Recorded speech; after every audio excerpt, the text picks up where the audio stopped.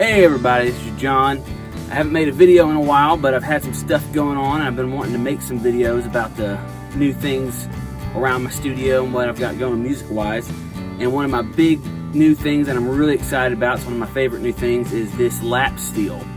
So I've wanted to play steel for a long time. I have had a lap steel on loan from one of my friends, and it was an older, it's an Oahu. It's really cool, but I wanted to make some mods, which I did a mod here, and we'll talk about that in a different video.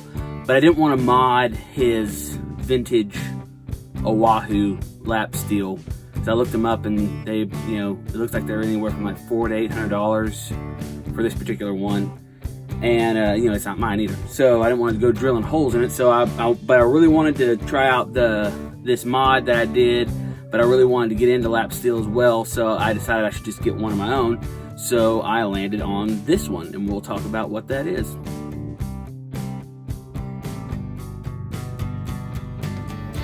So what I ended up getting was this 8-string SX lap steel from Rondo Music. And they are, Rondo's like one of those websites with really good deals on cheap guitars, and I think there's probably tons of YouTube videos out there over SX and other things that they sell. And but I wanted to do one over this 8-string lap steel, and this is I want to clarify that this is a beginner's take on a beginner lap steel. I am by no means an expert. This is just new to me, but I'm really excited about it, and I wanted to kind of talk about what my impressions of this guitar are.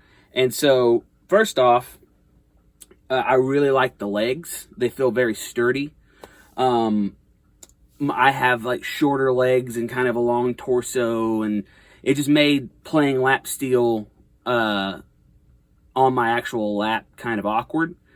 And this is much more comfortable. It's a much more comfortable height, and especially with what I got going on with this mod, which again, we'll talk about that in a different video. It just, I like the legs and the adjustable height and all that. And then also it came with this cool carrying bag, and it can hold the legs and the guitar, and then it's even got a little pouch there.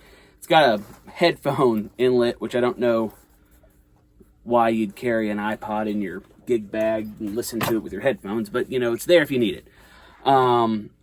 It seems to hold a tune very well. The bridge and the nut, they're kind of these pressed metal jobs, but they seem to do just fine. I like the look of it. I like that it's got like these kind of stringers going through it, kind of it looks really nice to me. I like the look, and I like the sound. Now, it's got this P90 pickup here, this big fat P90 pickup, and I do have a complaint about that. It is very, very noisy. Now, I have two other friends. Well, I have one friend who has a friend, so it's a friend of a friend, that both have this steel, and they play for bands and play on records and stuff. And in fact, this same model, I hired my buddy to play on my wife's record. Check out Katie Bell Music. He played this steel on 2 or 3 of her songs, not this physical one here, but the same model. And the other songs, he had a pedal steel that he borrowed to play on those, but he used this one on her record, and he's used it on some other recordings too. And I asked him what he thought, and so he spoke very highly of it.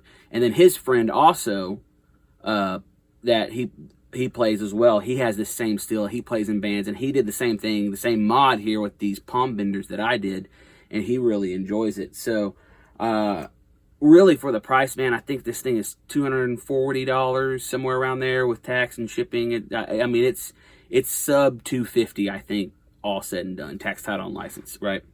And it's really a great deal for a beginner such as myself.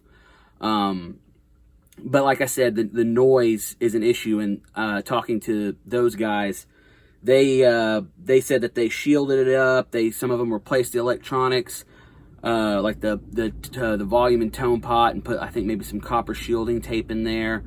I can't remember exactly all what he said the mods he did to his. I don't know about replacing this pickup. I think, in fact, now that I'm thinking about it, I think he said maybe he or his friend took a router to it to fit a different pickup, but they weren't really all that scared to do so because of the low price point. I will say that I saw on some of the steel guitar forums when I was researching this, some guys even took this pressed metal bridge down here and they took it off, or what, some guys, I saw one guy do this. He took it off and he put the Duesenberg multi-bender palm bender on here, and then it looks like he just took maybe like a bandsaw or something and cut down the original bridge, and then on either side, because the Duesenberg is only 6 strings and this is 8 strings, and then butted that up, and that's how he fit that multi-bender on there. But really, all in all, I can't complain. I'm not going to really do any sort of like tonal stuff in this video for you guys, because for me, oftentimes that doesn't translate well through videos, whether it's like recording or, in my opinion, it's just that if I record this, it could be super biased. I'm not, but I could alter the audio to where it sounded better than it would if you just pulled it out and plugged it in. And then in that same breath, I could say that it won't sound as good if I just pulled it out and plugged it in, so it wouldn't be an accurate representation of what it sounds like. So, but like I said, I like the sound. It is a bit noisy. Here, I don't know if y'all can hear that buzz. I just pulled my volume pedal up down there, and it's pretty buzzy. But other than that, I really, really cannot complain for the price point.